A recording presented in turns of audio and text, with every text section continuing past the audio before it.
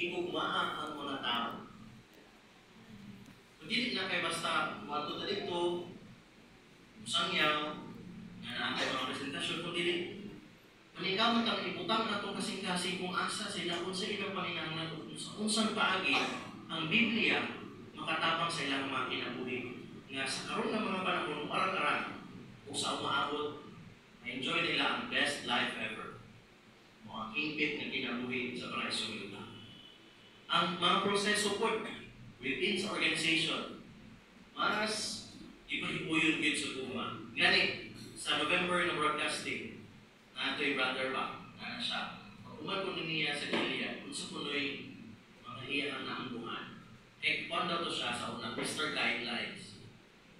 Pero karon, ibalo siya, tabang sa iya ang Gilead, no, ang sa highest form of education sa atong organization, na mas importante ang tao, mas importante ang gugma, isa sa rules, isa sa guidelines.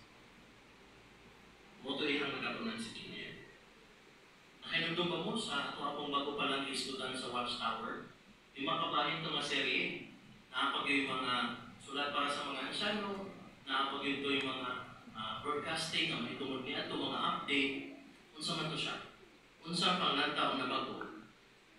Ibang ipabatik yun sa ato ngayon upang nag-igugma kita pag-ayon niya. Love kita kaayon ng igugma. Gusto niya nga mag-inulsol na itong mga nakasalan. Gusto niya bumalik sila kang igugma. Ang kabakuhan, usap, di na nato sila tawag na palagpot. This fellowship. Unsa naman? Natangtang. Kasi ito, di paminawan ang nalagbot ko. This fellow. Mura kang germs ba? Pero karoon natangtang. Natangtang, pwedeng makabalik. Laing kabakuhan. Dili ka tawag ng Judicial Committee. Yan naman. Ingon dito sa publikasyon, kung saan kamatang ang judicial o paghukom sa ilang trabaho. Kaya kung saan may trabaho sa mga committee. Tabangan na usa na maghinulsol. Kaya sa una, nadundong ko ba? Anak dito nga, naikaso, bubuk daw kayo. Anak daw nga, kunya, kung imong himo? Oo. Ikaw, imong himo? Oo. Dispito. Pero karon, layo na kayo. Tabangan sila na makaanggo sa ilang sayo. Mangayo, kapasayluhan kang imo ba? Maghinulsol o balik sa organisasyon. Pagka may kugmaon kayo sa mga kababuhan dito ba? O dili kayo basta sulti-sulti lang na, I love na po mga brothers. Dito. Tinuod nga gugma. Gani, isugo ang mga ansyano na antuon yun ang mga natangtang. Sa una kayo magulat, manta, sige, sulat sa mo. Karon ang mga ansyano na mga ato sa mga natangtang, kinsa man yung mga natangtang, atong mga tuon. Isugo ang mga ansyano na. Kung sa itoyo, araw kung katon ba ang nakaraan? Kung katon ang ilang mga kasaypanan? Dili. Araw tabangan sila, namubalik ang ito. Asa mo ang organization kung diha sa trabahoan, itangtang mo or fire. Ano ba imo ang boss sa inyong balay, ngayon na dili na lang ka-fire, balik na di. Wala. Ang ikoba ng organisasyon mo ingon na ang mga ansyano mo sa balay sa mga igsuon na natangtang, tabangan sila ng makapalo. Pero, dili lang ba kay ang mga ansyano mo na yung mga papiliin? Apil ko ng tibuong korigasyon, makatabang, ano makabalik ang atong mga igsuon na naluya. Makabalik atong mga igsuon na natangtang. Sa unsang pagi, napipila no. Gamiton ang nabansay sa Biblia ang konsensya, pugtagton ang natangtang, kung utamon siya sa korigasyon. Shift, kabakuhan, na mas ipahibuyon yun sa bugman ni Jehovah. Kung makabalik na, nanikamot ang mga saksi, nanikamot ta. Hindi na ito balik-balikon na nakita. Okay na to. Si Jehovah nakalimot na. Ikaw ang pagyapon kamupon. So di na ito balik-balikon. Ikaduha, hatagan og dakong effort na dili negatibo ang magawa sa ilang mga baba. Sa atong mga baba. Kung dili unsa man. Ugma. Love, appreciation sa ilaha. Dili, uy, long time no see. Dili. physical na espiritu. Nanapit ang dili makapaligon na espiritu, physical kayo sa uban, dili ka makaapektar niya itong mga nagtuon sa Biblia. Dili ka makaapektar niya itong gusto mo balik, kang imo ba, ay di ko kay toxic. Ang true religion, o ang mga member sa true religion, dili yun, magpasilog daw katika ng espiritu. Lain, ano na ikapong paningkamot na makapaligon ang gawa sa ilang papa. Namin kita'y makita, no? Ang mga diliman, eh, di matahibit, nakagila siya. Pero, kung sa'y pasiugdang, kung sa'y sa Biblia, na papel sa guma, yan ang naay mga mahimong mga kalabasan. Tabunan ko ng kanak sa guma. Siguro ang pinagpapa ng tabunan. Yan ang natin makita ba? Uy, talbog mga tabo na dahil sa baba. At abang na nato na isuon. Kaya, gugma ang ilhanan sa mga luwag na liya. Unang maningkamot kita, bisan pag dinig siguro ta tingol anak yun. Pero kinsa may mutabang? Ang Black Spirit. Ang Espiritu ni Jehovah mutabang ka nato na makontrola ang kapwento. Na mas mapasiyog ka ang gugma. Kaya kung love na ni Jehovah, love kung nato ang uban. So ini mga paagiha, matabangan ta. Lain pa ng litan, sa 2022 na service year, ano na yung mga $12 million ang nagasto alam sa disaster relief.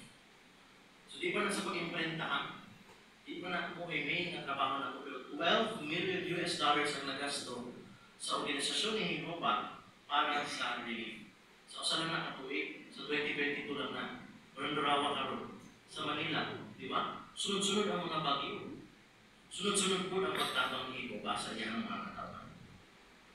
Ang kanang $12 million, we convert na ito sa peso, kapit na mag-billion. Mga 800 million pesos. 800 million pesos para lang sa disaster relief. Hindi nga kantidad may padulong sa pagtapang sa mga layo sa disaster. Ay ko ba, yung sila nga, ako kayo may nagasto. Pero padulong ko ito sa sweldo, para sa na-coordinate, sweldo, para sa apod-apod. Pero kini na amount, 800 million pesos, directly padulong sa relief. Baka may gumawa kayo ng desisyon, di ba? Kini PVG o HLC arrangement. Anak, na kung kapahayagan sa gugman imo pa, natabangan ang iyang mga katauhan na makabaro, na malikod. Imong resulta sa mga pag-ibon ni Ana, adunay kalinaw o panahiusa. Kaya kung na-I love, na-unity. Kung na-I love, na-I peace. Without love, unity is impossible. Ang unity na bulag na, ang sila love. So, para mahiusa ang organisasyon, kinahanglan ang gugma. Ay gugma, again, isang ilhanan sa tinuod na religiyon. Kunya, andang po sila na matabang sa uban. Pinari sa bulatong pagsangyaw. Hindi lalimuin. Wala ba yung sweldo ang mga saksi? Sa kalaman sa manlang pagpaniluto, wala. Pero tanang mata sa mga saksi na himo sa bulatong pagsangyaw. Kaya naman, huwag sila magpangkwarta. Pero nga gugma nila sa pulong sa Diyos, gugma nila sa nagsugo sa kanila o si Jesus, o sa inamaan na si Jehovah, o gugma nila sa mga natamahan. Kailangan ang lambahan na upuntahan. Dili ka paminawan, pero padayon din ang ginahimo kini tungod sa gugma. Pangutana, angay bang magdahunta o kahigitan sa usap-usap? Angay ba magdahunta na perfecto ang mga saksi? Yan naman. Tao ba ginagawa ng mga saksi? Hindi mo sila hindi. Pero, ang ilang pagpakita ko gugma, posibleng hindi ko higit. Kung natabangan tayo mo ba, na ato mga kinaiya, tungkol sa atong pagbasa sa Biblia, kauna na po sa Watchtower, mas magkapahibuyon ta sa pangunang iya si Jehovah. Kaya di ba si Jehovah, nasa justisya, nasa gaho. Pero si Jehovah siya, gugma mismo. Ang anak ang quality yun niya na. So ang ngayon, iya mga anak ay magpakita po sa samang mata. Mas mamunag yun. Ang gugma. Udin sila mo masihog daw na dili labot sa gugma. Kaya example, sa una ang mga apostoles, di ba po sila mga himpi? Dahil ng mga nahimok po nilang dili maayo. Pananglitan. Si Pedro. Kailangan din mo ni Pedro no? Siya usa sa mga apostoles ni Jesus. Personal siya na nakakita ng Jesus na uban din sila Jesus na tapad sila ni Jesus. Pero, isang kanina nagpapor-pabor ni hapon siya. Napakita si Pedro pagpapor-pabor, tingnan na ay mga bisita na dili mga Hudeo. Wala din siya naguban-uban na itong dili mga Hudeo, mga lintin.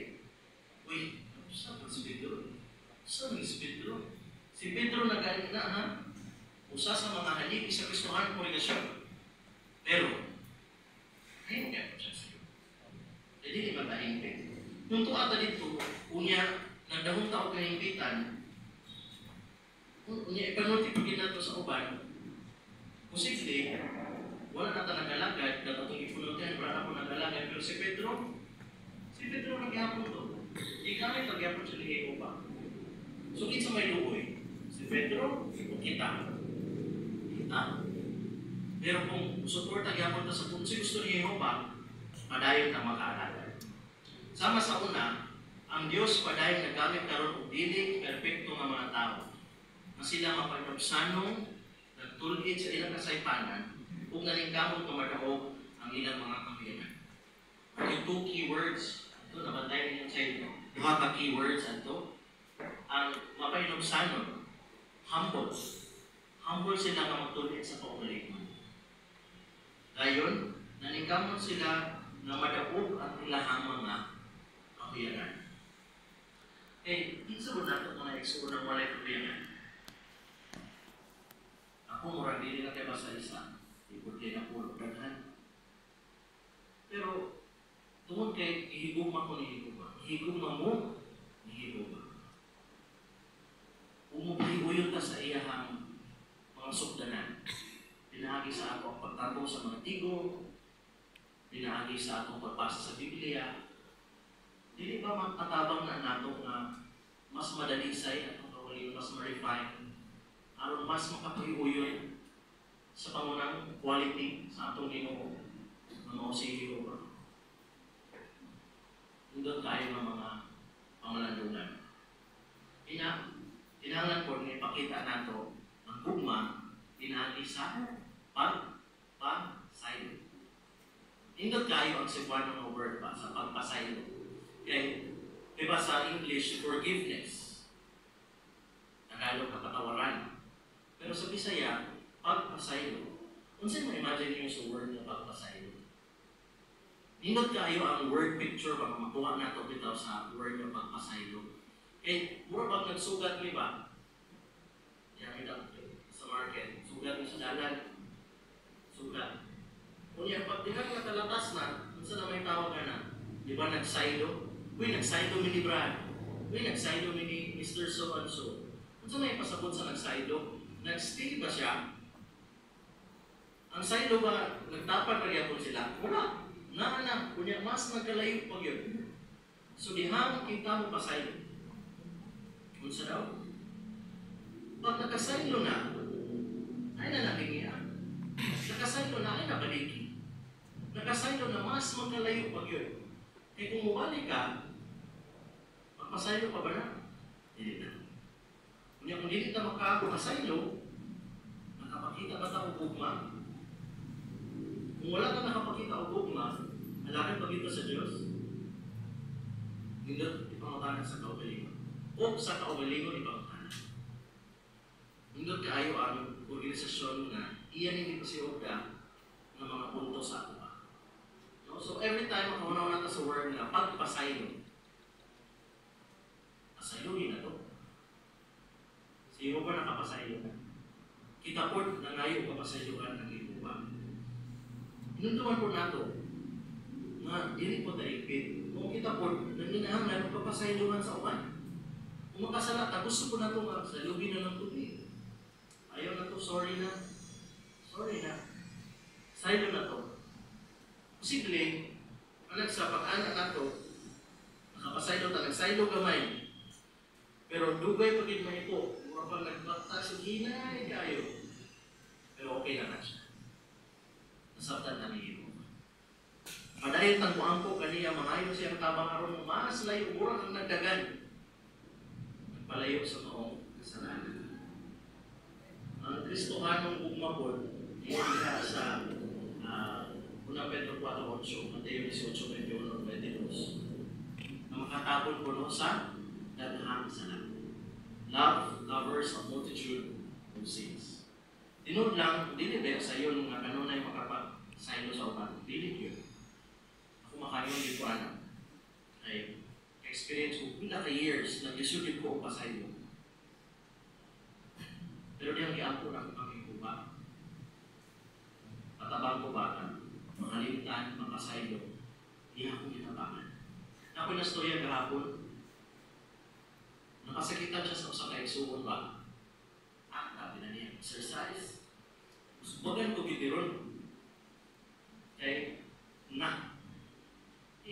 yung pagsumbang niya, umado sa nako, duha na pero dihang niya ni ako pag-iuba. Sa makadaghan, hindi kay kasa, sa makadaghan. Nakasumbang siya hindi na ko rin muscles, pero wag siya kasumba. Pag-alam niya, hapon na ito manunod. Kaya, Kristo anong gugma, tinuod na gugma, ang mas ipatigbabaw. Dili ang kaugaling mo right, dili ang kaugaling mo una-una. Kung dili kung sa to, ato ang keyword karon nga teksto, karon nga pakipulong, gugma. Inaot mo na itong take-away point ang gugma.